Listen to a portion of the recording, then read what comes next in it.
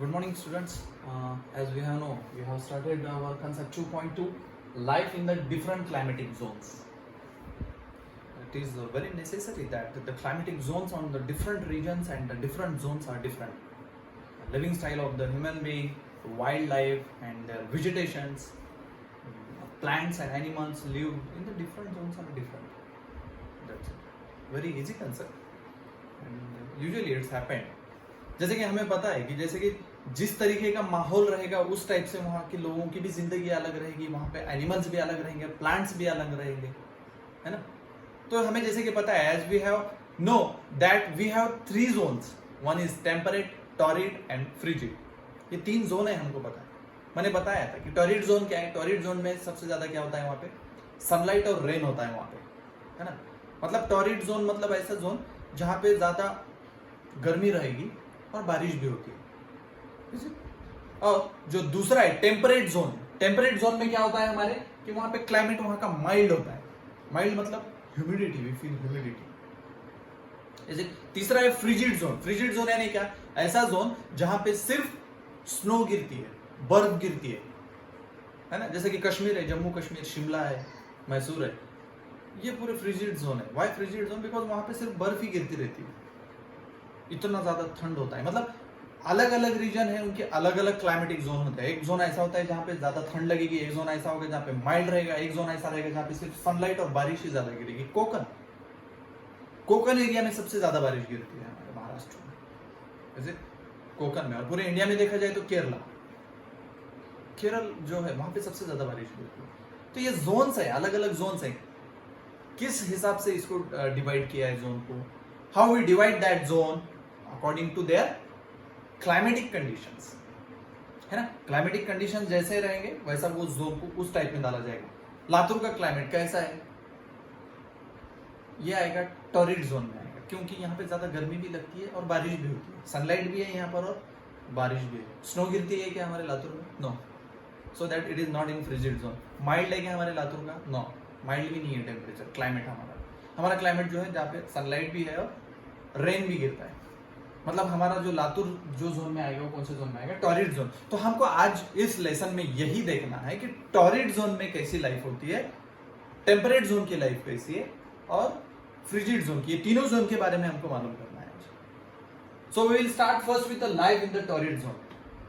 The life in the torrid zone, how was the life, how is the life in the torrid zone? The life of the life in the torrid zone, because the climate is sunlight and rain is there and Sahara desert, the world's largest desert, दुनिया का सबसे बड़ा वाळवंट जिसको बोलते हैं हम, रेगिस्तान जिसको बोलते हैं, वर्ल्ड का, कहाँ का? वर्ल्ड का सबसे लार्जेस्ट डेजर्ट जो है, रेगिस्तान जो है, वो है सहारा डेजर्ट। सहारा डेजर्ट सबसे वर्ल्ड का सबसे बड़ा डेजर्ट रहने की वजह से, और वो डेजर्ट हमको कहाँ मिलेगा? ये टॉरिड जोन में मिलेगा। अभी टॉरिड जोन डिस्ट्रिक्ट के हिसाब से नहीं लिया जाता। मैंने आपको एग्जाम्पल के लिए बताया था कि लातूर कौन से जोन में आता है, बट जोन जो होता है वो कंट्रीज के हिसाब से लिया जाता है। एक कंट्री नहीं आएगी। मतलब अभी इंडिया का ओवरऑल क्लाइमेट देखा जाएगा कि पूरे ईयर में यहाँ पे क्लाइमेट कैसा होता है, ज्यादा बारिश है यहाँ पे, वो एवरेज निकालकर उसको उस जोन में डाला जाएगा। तो टॉरिड जोन में हमारा इंडिया भी आता है, तो वो सहारा डेजर्ट इस जोन में मिलेगा हमें, टॉरिड जोन में। अब यहाँ की वेजिटेशन कैसे, वेजिटेशन मतलब ग्राउंड कैसा है वहाँ पे, जमीन कैसी है, जमीन, टॉरिड जोन की जमीन कैसी है, the vegetation, the land, form of the land in the torrid zones are forests grow. Here the forests are grow. It is helpful. The land of the torrid zone helpful for growing the forest. Forest यानी जंगल। जंगल को क्या लगता है? मिट्टी लगती है और बारिश लगती है। ज्यादा तो मेन इंपॉर्टेंट है बारिश। एंड वी नो रेन यहाँ पे है टॉरिड जोन में, तो यहाँ पे फॉरेस्ट आएंगे। अब यहाँ पे टॉरिड जोन में किस किस टाइप के प्लांट्स आते हैं? फॉर एग्जाम्पल रबर, बाम्बू, साल एक्सेट्रा। हमको ये याद रखना है, ये टॉरिड जोन, मैंने जो ये बोर्ड पर लिखा हुआ है ना, ये आपको ऐसे ही आपको बनाना पड़ेगा। मैं फोटो लेके मैं आपको ग्रुप पे भेजने वाला हूँ। फोटो लिया है मैंने बोर्ड का, डोंट वरी। अगर आपने नहीं लिया है तो डोंट वरी, मैंने फोटो भी लिया है इसका, मैं आपको भेज दूंगा वो पूरे बोर्ड का फोटो। मतलब हर जोन में आपको क्या क्या देखना पड़ेगा। वो टॉरिड जोन मतलब क्या होता है, उसका वेजिटेशन मतलब लैंड कैसी है वहाँ पे, प्लांट्स की लाइफ के बारे में, वाइल्ड लाइफ मतलब जानवर, एनिमल्स कौन से वहां पे मिलेंगे आपको, क्लॉथ्स कौन से यूज होते हैं वहां पर, टॉरिड जोन में अगर आप रह रहे हो तो वहां पे क्लॉथ्स यानी कपड़े किस टाइप के पहनना पड़ेगा आपको, एंड हाउसेस, और घर जब बना रहे हो आप टॉरिड जोन में तो ये कैसे बनाओगे, मतलब 1 2 3 4 ओनली 4 पॉइंट्स, टॉरिड जोन के 4 पॉइंट्स, फ्रिजिड जोन के 4 पॉइंट, टेम्परेट जोन के 4 पॉइंट, 12 पॉइंट्स आप कर लो, चैप्टर फिनिश। ओके, तो सबसे पहले हम देखेंगे कि टॉरिड जोन का क्लाइमेट कैसा होता है, सनलाइट और रेन वहां पे होती है, फेमस क्या है वहां पे, सहारा डेजर्ट है। वेजिटेशन में देखेंगे कि फॉरेस्ट ग्रो होते हैं वहां पे, ग्रो होते हैं मतलब बढ़ते हैं, फॉरेस्ट ज्यादा देखने को मिलेंगे हमको यहाँ पे, फॉरेस्ट बनते हैं आते हैं यहाँ पर, फॉरेस्ट मतलब आप जैसे कि प्लांट्स आएंगे वहां पे, प्लांट्स कौन से टाइप्स के आते हैं वहां पे, उसके एग्जांपल्स हैं रबर है, बाम्बू है, साल है, एक्सेट्रा, ऐसे ये प्लांट्स के टाइप्स हैं, आपको याद रखना है। अब ये प्लांट्स कैसे होते हैं वेजिटेशन के, they all are tall and broad leaves, ये जो प्लांट्स हैं यहाँ के वो कैसे होते हैं, हाइट में टॉल भी होते हैं और उनके लीव्स जो होते हैं वो ब्रॉड होते हैं, लीव्स यानी पानं, त्या झाडाची पानं कशी असतात, पसरट म्हणजे जास्त मोठी असतात, the leaves of that plants are broad and tall in the height, height में ज्यादा होते हैं, लंबे लंबे झाड़ होते हैं, और उनके जो पत्ते होते हैं उन झाड़ों के वो कैसे होते हैं, बड़े बड़े पत्ते होते हैं, ब्रॉड लीव्स जिसको बोलेंगे। ये तो हो गया झाड़ों के बारे में। अभी टॉरिड जोन में के वाइल्ड लाइफ कैसी होती है, मतलब वहां पे जानवर किस टाइप के जानवर आपको देखने को मिलेंगे, कौन से जानवर टॉरिड जोन में जिंदा रह सकते हैं या पाए जाते हैं, that we found, the animals that found in the torrid zones are colorful birds. We can see the colorful birds in the torrid zone. Which colorful birds are there? The names of that birds are toucans and macaws. These are the examples of birds. Names of the birds, which are the found in torrid zone. Toucans and macaws. And the animals found in the torrid zones are elephant, sloth, and poisonous arrow frog. Poisonous arrow frog means what? एक frog होता है, उसके जो टंग होती है वो टंग में उसके पॉइजन होता है, जहर होता है, जहर, जैसे स्नेक के पास जहर होता है ना वैसा फ्रॉग में भी जहर होता है, उस जहरीली जो फ्रॉग होती है, there are various types of frogs but one of them the frog is the poisonous frog and this types of frogs are found in torrid zone, ये टॉरिड जोन में मिलेंगे आपको ऐसे frogs. Then clothes used only cotton, no cotton ही use होगा ना, no doubt cotton use होगा। यहाँ पे कपड़े कैसे पहने जाएंगे इस टॉरिड जोन में, कॉटन के कपड़े पहने जाएंगे because it protect us from the sunlight. Cotton क्यों पहनेंगे, क्योंकि यहाँ का क्लाइमेट कैसा है, सनलाइट यानी गर्मी ज्यादा होनी है यहाँ पे। हम देखते हैं हमारे बहुत सारे लोग कॉटन के व्हाइट कुर्तास पहनते हैं। व्हाइट क्या होता है, व्हाइट जब जो सनरेज हम पे जो आते हैं ना वो हमको कूल फीलिंग देते हैं, कॉटन के अंदर से पास होकर हमारे बॉडी को नहीं लग सकते, दैट इज, ये तो कॉटन नहीं है। अगर ये सनरेज यहाँ पे आ रहे हैं तो ये अंदर हमारे बॉडी को गर्म महसूस होगा इससे, अगर ये कॉटन का है तो अंदर गर्मी महसूस नहीं होगी। वो जो कॉटन में एक क्वालिटी है वो कॉटन की कि वो गर्माई को अंदर नहीं आने देता है, ठंडा रखता है बॉडी को। अब ये रीजन में सनलाइट ज्यादा होती है इसलिए यहाँ के लोग किस टाइप के कपड़े यूज करते हैं, ऑल टाइम कॉटन। रेन में तो क्या, हम रेन में भी मतलब जब बारिश का जैसे अभी चालू है, अभी हमको थोड़ी सी गर्मी कभी कभी लगती है बीच में, यहाँ पे हमें भी कॉटन भी पहनना पड़ेगा, कॉटन हमारे बॉडी को ठंडा रखता है, it remains us cool, the cottons facility is that and the clothes used that is cotton. Houses कैसे होते हैं यहाँ के टॉरिड जोन में के हाउसेस कैसे, टॉरिड जोन में क्या हाउसेस होते हैं, स्लांटिंग रूफ्स। स्लांटिंग रूफ्स मतलब ये देखो, ये ऐसे झोपड़ी टाइप होता है ना, ये ऐसे रूफ्स होते हैं यहाँ के। ऐसे रूफ्स क्यों होते हैं, क्योंकि यहाँ पे रेन ज्यादा गिरता है, ऐसा रहेगा तो पानी अगर यहाँ गिरेगा तो फिसल के नीचे गिर जाएगा, पानी रुक नहीं पाएगा हमारे छतों पे, है ना।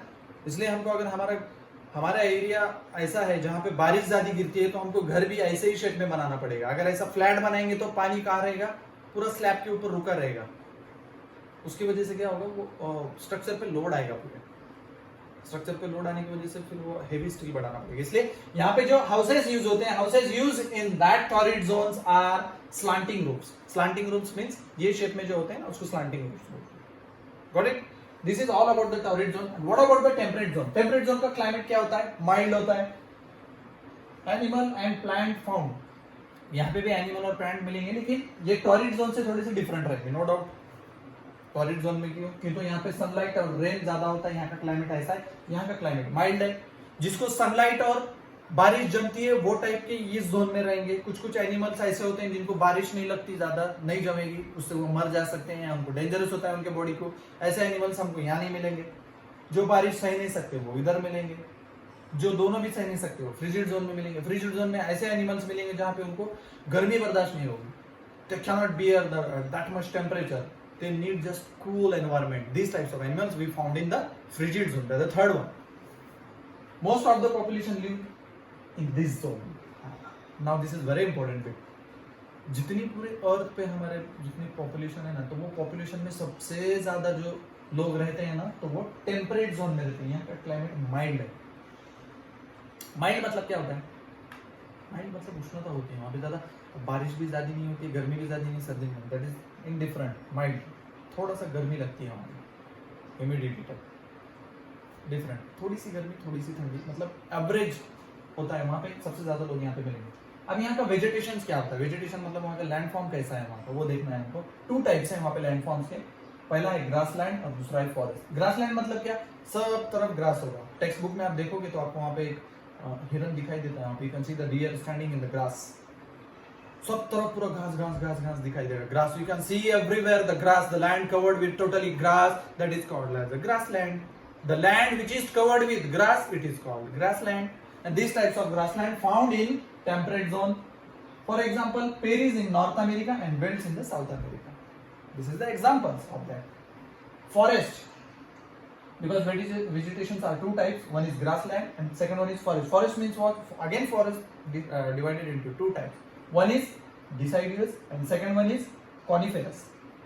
Deciduous means what? Trees that shed their leaves in winter and regrow them in spring. झाड़ों के पत्ते गिरते हैं ना, सर्दियों में गिरते हैं और वापस फिर आ जाते हैं ब्लॉसम।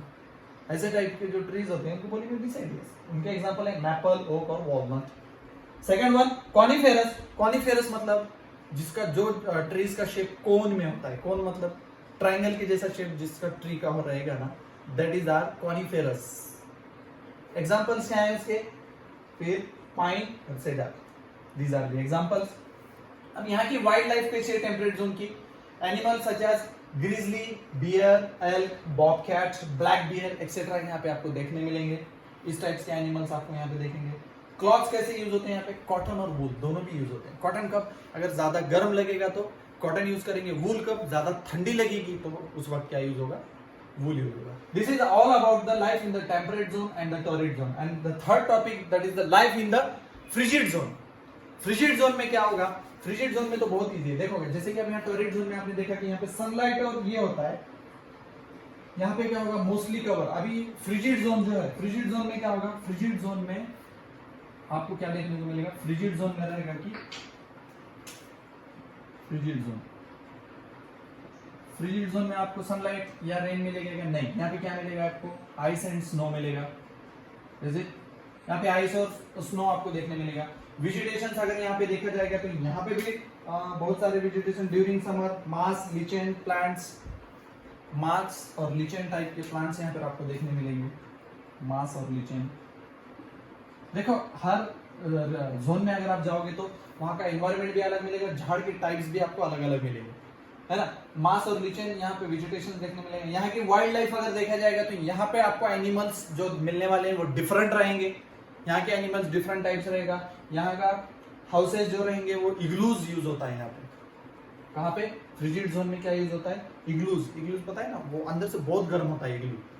अभी गर्म टाइप के घर यहाँ पे यूज होंगे बिकॉज यहाँ पे आइस और स्नो रहता है थ्रू आउट द ईयर। पूरा साल यहाँ पे आइस गिरेगी, बर्फ गिरेगी या स्नो गिरता रहेगा। मतलब वहां का क्लाइमेट हम हर बार ठंडा ही रहेगा। वहां का टेम्परेचर 10 डिग्री सेल्सियस के नीचे ही रहेगा, उसके ऊपर तो जाएगा ही नहीं। हमारे पास लातूर में 22-23 डिग्री सेल्सियस चलता है तो हमको इतनी ठंड लगती है। तो समझो 10 डिग्री क्या होता होगा। कभी कभी वहाँ का टेम्परेचर माइनस में भी जाता है।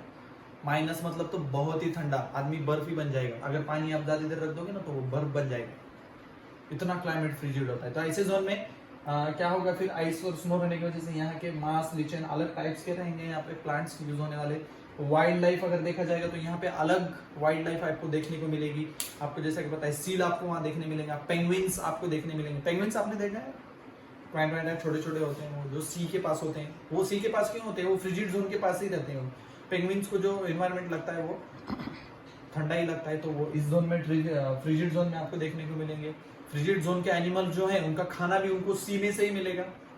सी फूड वो रेफर करते हैं, इसलिए वो इस जोन में आपको पूरे जो है वो टाइप्स में देखने को मिलेंगे। और यहाँ की लाइफ, वाइल्ड लाइफ भी देखी, क्लॉथ्स भी देखा हमने। क्लॉथ्स यहाँ पे कॉटन नहीं यूज होगा, यहाँ पे यूज होगा only wool.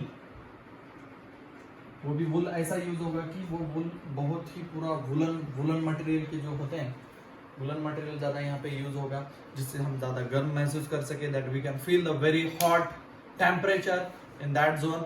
And this is all about the concept life in the different climatic zone. Then you can classify these three terms according to their zones. The torrid zone people will live different, temperate zone people live different, frigid zone people live different, and their lifestyle you must have to read. You must have to read the lesson that is 2.2, and we can say that the concept 2.2 has been ended, and the question and answer of that lesson we will see in the next video. And you must have to read the lesson once, and also the new words. It is very important, because while you are reading your textbook you can see the hard words. Some hard words are there which meanings you don't know. For better understanding you must have to write it in your notebook, learn it once, and when you learn and write you will remember that word, and you will easily understand the concept which are shown in your textbook. And for better understanding, see my video which I have explained in Hindi and Marathi languages, and you can understand the concepts are very easy. The SST subject is basically depend on the conceptual. This is the conceptual subject. If you did not understand the concept, you cannot see or you cannot understand what are the textbook is going to be say, what are your syllabus is going to be say. All the syllabus, all the lessons I am explaining you in Hindi for your better understanding. And once you understand the concept, then while you are going through your textbook, you can understand easily the concepts. Is it? For today we will stop, and that we can say that our concept 2.2 has been ended. In the next video we will see the lesson number 3, and for that, thank you.